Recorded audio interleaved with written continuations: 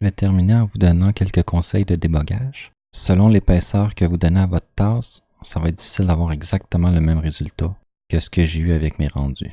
Donc, quelques pistes de solutions. Premièrement, si votre tasse est trop bleu pâle et semble pas en vert, c'est peut-être parce que la plaine que vous utilisez en dessous est trop claire. Donc, vous pouvez essayer de la mettre un petit peu plus sombre.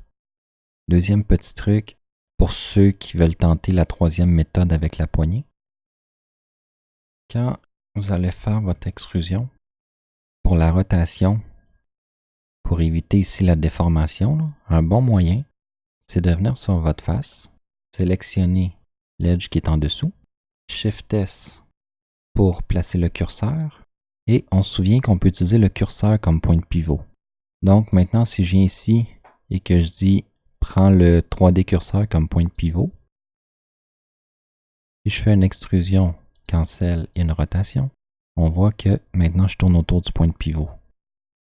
Ça va être beaucoup plus simple. Ainsi, on peut éviter l'effet de déformation. Il suffit de revenir après pour remettre notre point comme il était avant. Autre petit conseil, selon l'épaisseur que vous faites pour votre tasse, vous allez peut-être avoir, même avec cycle, le problème d'ombrage qui traverse votre tasse. Donc, pour l'éviter, il vaut mieux faire votre café, le modéliser jusqu'au fond de la tasse. Un bon truc, c'est de partir de votre café, de sélectionner juste le contour. Et ici, vous pouvez appuyer sur P, créer un nouvel objet. Et c'est cet objet que vous allez extruder vers le bas pour faire votre café. Parce que si vous partez directement dans le même objet que votre café, vous risquez d'avoir un petit problème. Étant donné qu'on a déjà fait le white paint, votre paint va se faire automatiquement sur toute la hauteur. Donc pour sauver cette étape, vous pouvez tout simplement le faire en deux objets. Ça vous permet d'appliquer une deuxième texture à votre café. Parce que après des tests, j'ai découvert qu'à mettre une roughness à 1, j'avais un meilleur résultat pour le café qui était à l'intérieur de la tasse. Avec le white paint, on voit qu'il y a toujours un petit rebord quand on clique qui devient rouge ici. Dans Particules, vous pouvez venir cocher ici l'option Use Modifier Stack qui vous permet d'utiliser toutes les subdivisions même si vous n'avez pas appliqué le modifier subdivision.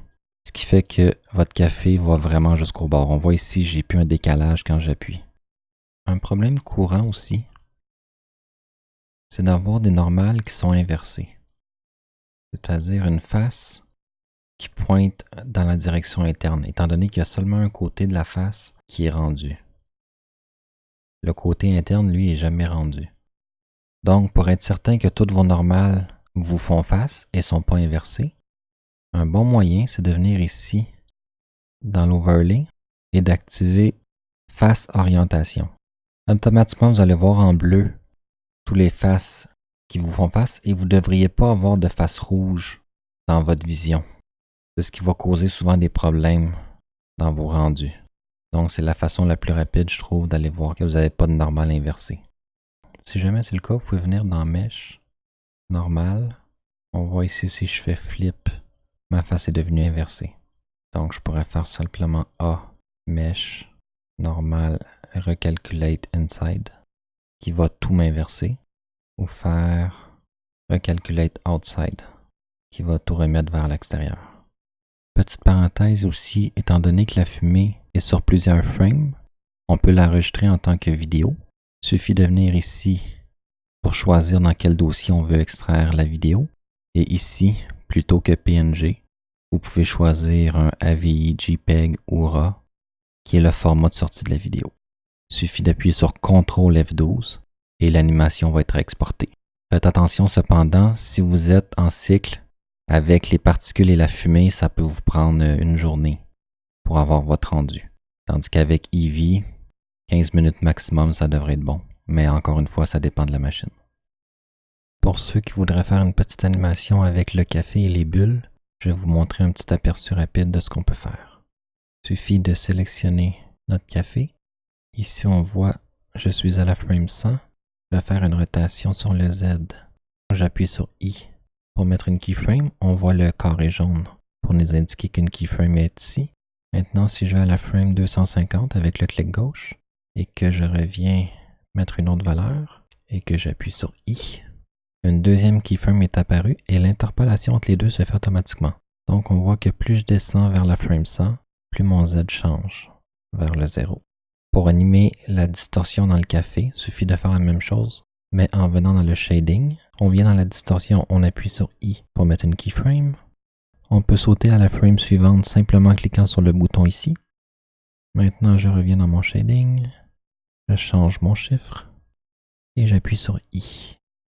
Et automatiquement, on peut voir que la distorsion dans le café va changer de la frame 100 à 250.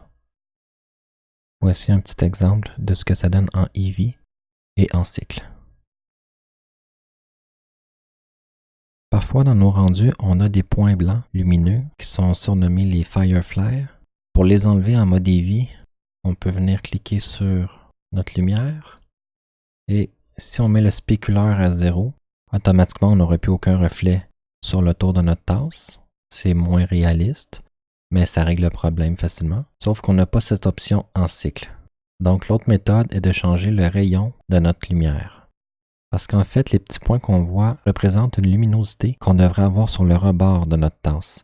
Mais comme la lumière est trop petite, Blender ne réussit pas à la calculer correctement.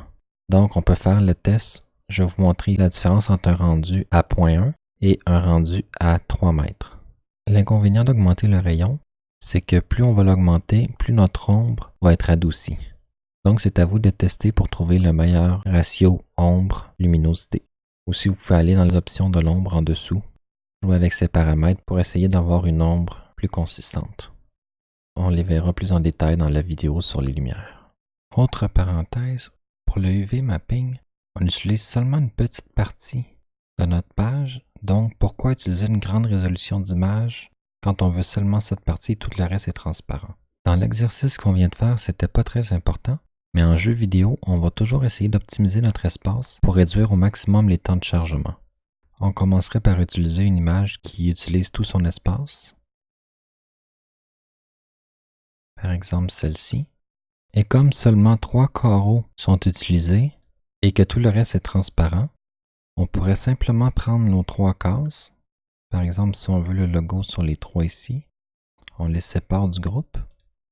On sélectionne tout le reste. Clic droit, Snap to curseur. Maintenant, tout est réduit au minimum dans ce petit point ici à gauche, mais ça n'a aucune importance parce que de toute façon, ils sont transparents. Donc, peu importe que leur mapping soit bien fait ou pas, on ne les verra pas. Maintenant, on peut prendre les 3 formes qui vont être utilisées, aller dans UV, Pack Island.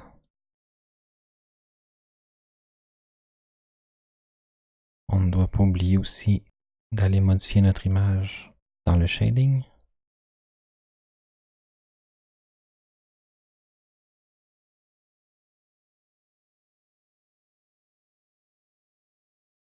Maintenant, avec une image de plus basse résolution, j'ai tout ce dont j'ai besoin. J'aurai donc un moins gros fichier à charger dans mon jeu. En terminant, je rappelle que c'est toujours une bonne idée d'aller un petit peu plus loin que la base que je montre dans les tutoriels. Par exemple, ici, on a Madger qui a poussé un petit peu plus loin l'exercice sur la maison en ajoutant des pièces et même des armoires. Donc, je vous encourage à faire de même.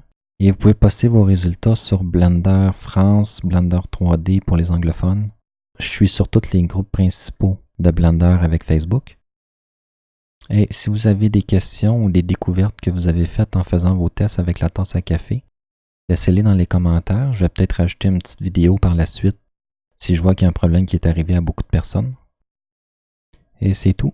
Comme d'habitude, je vous encourage à cliquer sur le pouce et à vous abonner pour avoir une notification quand la prochaine vidéo va sortir.